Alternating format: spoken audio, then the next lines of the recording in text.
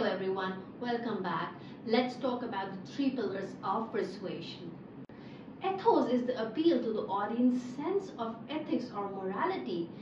It is based on the idea that people are more likely to be persuaded by someone they believed to be credible or trustworthy. Ethos can be established by demonstrating the speaker's knowledge, experience, or expertise on the topic. It can also be established by appealing to the audience's sense of shared beliefs or values. Pathos is the appeal to the audience's emotions. It is based on the idea that people are more likely to be persuaded by someone who can evoke strong emotions in them. Pathos can be used to create a sense of fear, anger, sadness, or joy in the audience. It can also be used to create a sense of empathy or sympathy for the speaker or their cause. Logos is the appeal to the audience's reasoning. It is based on the idea that people are more likely to be persuaded by someone who makes logical arguments.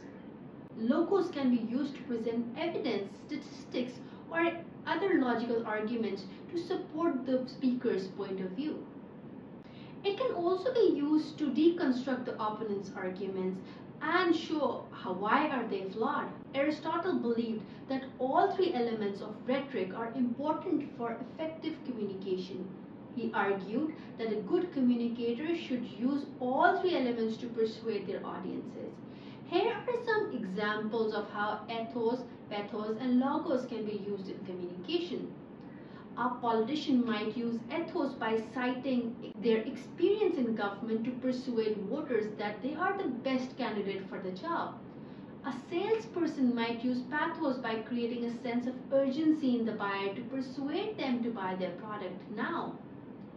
A lawyer might use logos by presenting evidence in court to persuade the jury that their client is innocent. Ethos, pathos, and logos are all important tools that can be used to persuade others. The best way to use these tools depends on the specific situation and the audiences.